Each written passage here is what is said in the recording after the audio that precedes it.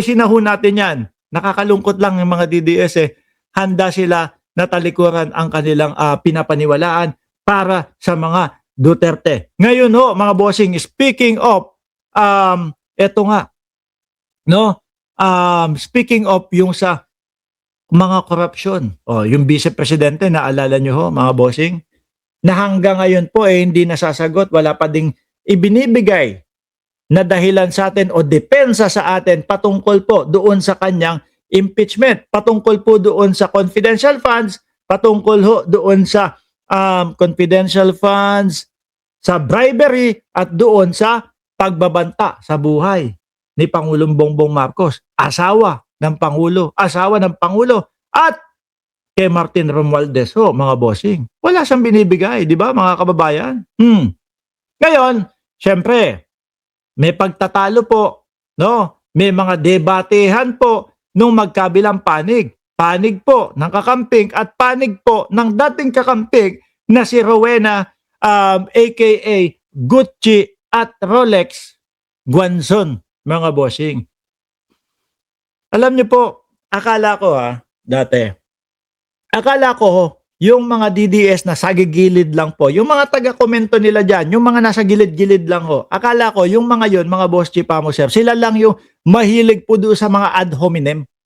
No? Kasi alam naman ho natin mga kababayan na kapag ang isang nagdedebate, pag pumunta na sila doon sa ang pagsagot nila ay ad hominem na o yung tipo bang pagpunanado sa itsura nung kadebate nila, alam natin wala na hong maisagot yan. Di po ba? Ngayon, si Palsis, kung di ako nagkakamali, nagsalita siya dito eh. No? Hindi ko na nakita eh. Ngayon, nagkahamunan na ho, mga bossing. Jesus Palsis at Rowena Guanzon. Sabi nga, no? Yung sagot ni Rowena, ito, debate tayo on any topic. Sabi, ito yan yung sinabi mismo ni Palsis. Debate tayo on any topic. No? Including the Supreme Court's decision on Sara's impeachment case and whether or not DDS ka. Ayan, yan yung gusto na itopic po ni Palsis. Ngayon, ang sagot ni Rowena Guanzon, okay, ako, basta maligo ka muna 3 beses. Ano yun? Di po ba? Ano sagot yun? Parang lagi at puro gano'n na lang po ang pambala ng mga DDS. Ad hominem na addict ka, sinusuportahan mo si Bongbong Marcos, wala ka ding bayaran ka, etc. Puro gano'n na lang po, mga kababayan.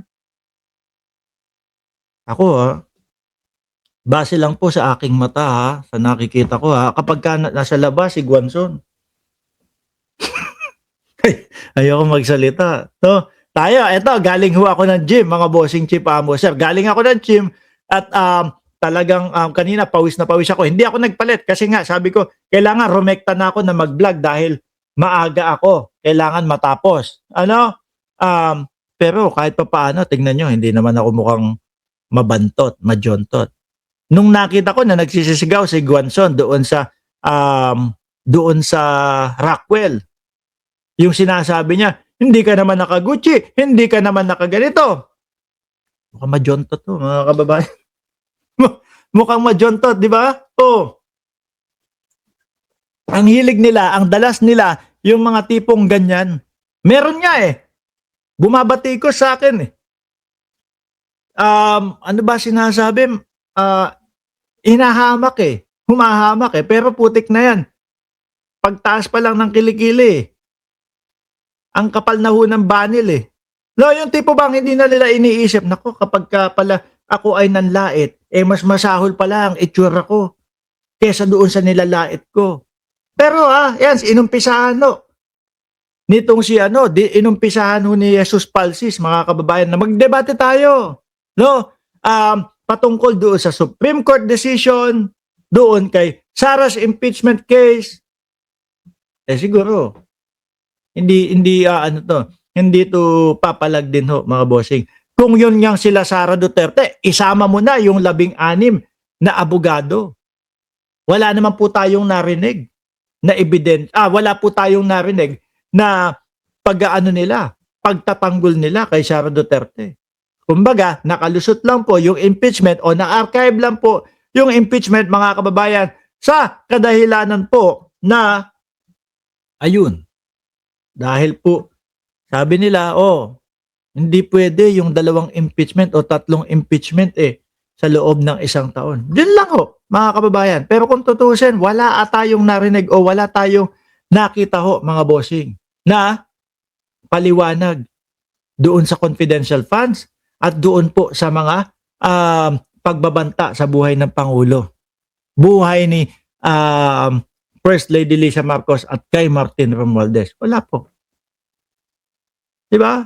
Sabi ni Arlene Kroymans, good day Mark Ramos, greeting from the Netherlands. Naku po, ihay niyo po ako kay Attorney Harry Roque, mga bossing. Ngayon, eto may sagot si Palsis ulit doon sa okay, sige, debate tayo. Basta, ligo ka muna. May sagot siya. Sabi, sorry po, madam. Perfume and most hygienic putik. Hindi ako maniwala na most hygienic to. Although, siguro, sabihin na natin na kumbaga, ano tawag doon? May tawag dyan no? Yung kumbaga, sarcasm. Sarcastic na pagsagot. Di ba? Pero para sa akin, sa nakikita ng 2 mata ko, dyan to. No? Sorry po, madam. Perfume and most hygienic Comelec. Ako, kung tatanungin nyo kahit papano, kapag tinanong nyo, pag kunyari, nagkita tayo, nakaharap nyo ako, sasabihin ko sa inyo, tatanungin nyo ko, Mark, anong perfume mo? Ganon. Pag sininghot-singhot yung leeg ko ng pinsan ko, sasabihin, pinsan, anong perfume mo? Ay, mabango yung perfume ko. Diba? Ano ba yun? Creed.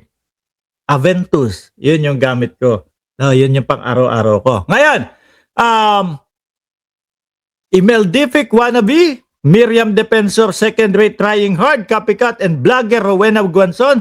Sorry po, puro hanggang ad hominem and non-sequitur lang po kayo. Which is gano'n naman po talaga. But sabi nyo yan, okay ka sa akin.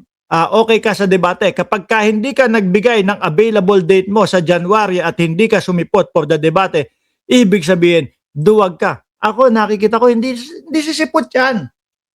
No?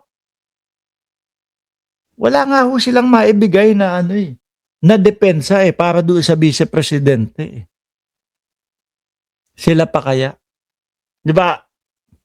Ang kaya niyan, although, lawyer, mambabatas, ang kaya puro ad hominem lang ko Sabi ni Hill Belando, Mark, dapat isama sa budget ang tubig, kuryente, gasolina, pagkain para bumaba naman ang pasanin ng Pilipino. Nako, medyo mahirap ho ata yun. Parang halos libre na ho ata ng gobyerno lahat yun. Ano? Akala ko Creed, sabi ni Chris. Yun niya.